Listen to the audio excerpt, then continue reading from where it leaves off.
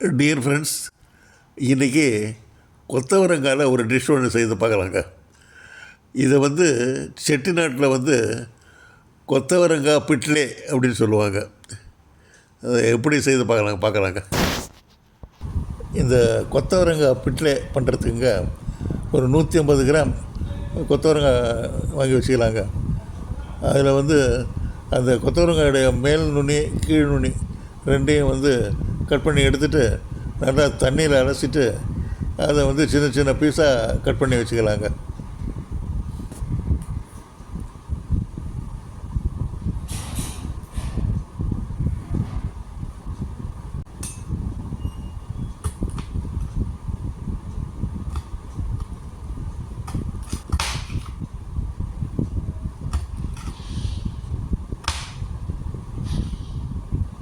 இந்த கட் பண்ண கொத்தரிக்காங்கல்லாங்க ஒரு பாத்திரத்தில் போட்டு தண்ணி ஊற்றி அடுப்பில் வச்சு ஒரு 5 நிமிஷம் வேக வச்சுக்கலாங்க. ஏன்னா கொத்தவரங்காய் அவ்வளோ சீக்கிரம் வேகாது. ஆனால் அதை முதல்லையே நம்ம கொஞ்சம் வேக வச்சுக்கலாம். ஒரு பெரிய வெங்காயம் ஒன்று எடுத்துங்க, சின்ன சின்ன பீஸாக கட் பண்ணி வச்சுக்கலாங்க. அடுப்பில் கடாய் ஒன்று போட்டுக்கலாங்க. 3 ஸ்பூன் எண்ணெய் ஊற்றிக்கலாங்க.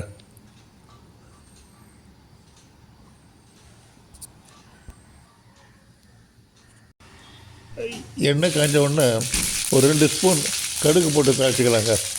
அதிலேயே ஒரு கொத்து கருவேப்பிலை போட்டு அதையும் தாளிச்சிக்கலாங்க. அதோட உளுத்தம்பருப்பு 2 ஸ்பூன் அதையும் சேர்த்து போட்டுக்கலாங்க.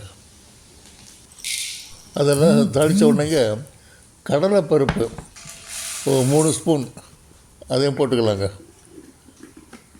அதையும் போட்டு அதையும் தாளிச்சிக்கலாங்க.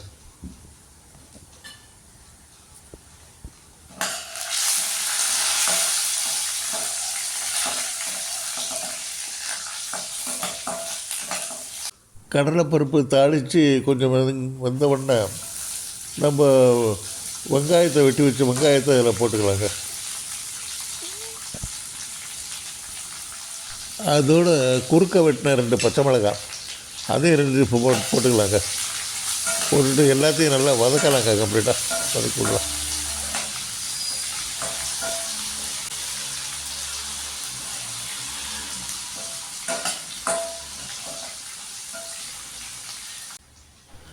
அதோடு 2 ஸ்பூன் இஞ்சி பூண்டு பேஸ்ட்டுங்க அதையும் சேர்த்துக்கலாம்.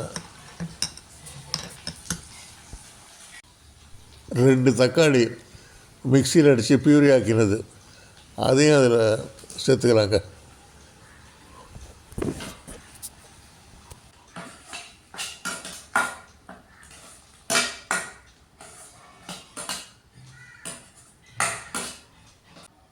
இந்த தக்காளி நல்லா கலந்து விட்டுட்டுங்க நம்ம அவிச்சு வச்ச கொத்தவரங்காய் அதை கம்ப்ளீட்டாக அந்த தண்ணியெல்லாம் கம்ப்ளீட்டாக வடிகட்டிட்டு அவிச்ச கொத்தவரங்காய் மாத்திரம் அதில் போட்டுக்கலாங்க. போட்டு கலந்து விட்டுக்கலாங்க. இப்போ இதில் கடலை மாவு 1 ஸ்பூன் போட்டுக்கலாங்க.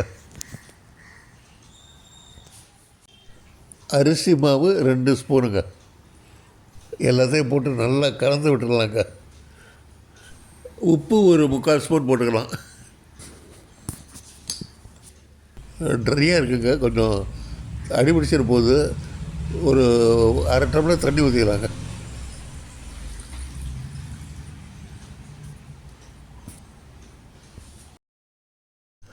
இது பெருங்காயத்தூள் ஒரு அரை ஸ்பூன் சேர்த்துக்கலாங்க. அடுத்து அதில் சாம்பார் பொடி போட்டுக்கலாங்க. ஒரு ஸ்பூனு தனியா பொடி 1 ஸ்பூனு, உப்பு 1/4 ஸ்பூன் போட்டுக்கலாங்க. இப்போ காய்கறிகளுக்கு தகுந்த மாதிரி 1 டம்ளரோ இல்லை 1.5 டம்ளரோ தண்ணி ஊற்றிக்கலாங்க. எல்லாம் நம்ம போட்ட பொடியெல்லாம் கம்ப்ளீட்டாக அந்த காரமெல்லாம் கம்ப்ளீட்டாக ஏறணுங்க, அந்த காய்கறியில் ஏறணும். அதனால் தண்ணி ஊற்றிட்டு அதை மூடி போட்டு ஒரு 4-5 நிமிஷத்துக்கு வேக வச்சிடலாங்க. மத்தியில் ஒரு தரம் இல்லை 2 தரம் கொஞ்சம் காய்கறிகளை கிளறி விட்டுக்கலாங்க. திருப்பி மூடி வச்சிடலாம். இப்போ திறந்து பார்த்துட்டுங்க டேஸ்ட்டு கொஞ்சம் பார்த்துக்கலாங்க. உப்பு காரம் டேஸ்ட்டு கொஞ்சம் பார்த்துக்கலாம்.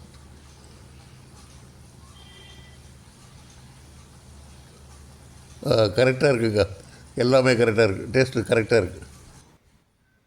இப்போ இதை வேறு பவுலில் மாற்றிட்டாச்சுங்க.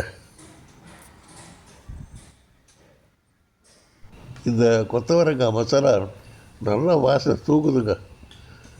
இதை சாப்பிட்டு பார்க்கணுன்னு ஆசை. உடனே சாதத்தில் கொஞ்சம் போட்டு பசஞ்சு சாப்பிட்டு பார்க்கலாங்க.